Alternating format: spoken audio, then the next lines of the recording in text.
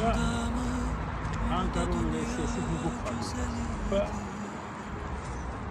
Təkcə bu binanın gəlib belə görüb, bu binanı belə görməyin özü tarih. Burada auditoriyalar var, 1500, 2000.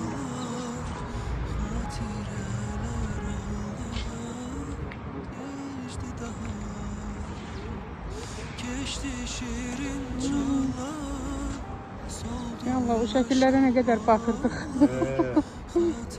Gündüz mən Füzuli.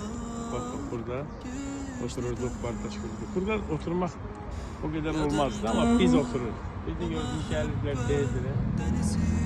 Olaylar olurdu. O şeylerin hiçbiri yoktu.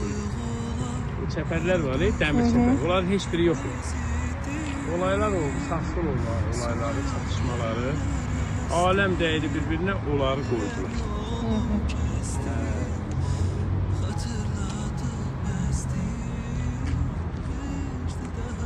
Fakülteni soyuq yerlər məsafə xatırladı bəsdi bu fakülteni bu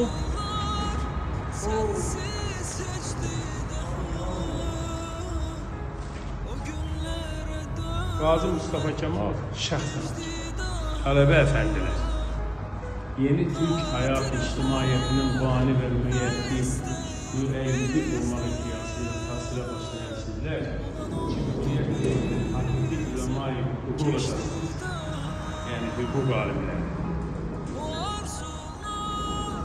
Bir an evvel yetişmenizi ve arzu ve milleti fiilen takdire başlamanızı millet çabasında ve ülket sizi yetiştirecek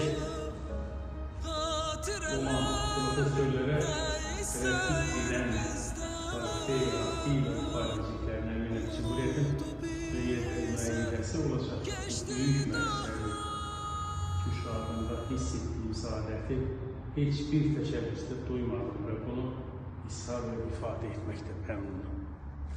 Mustafa Kemal Atatürk 5 Oktyabr 1925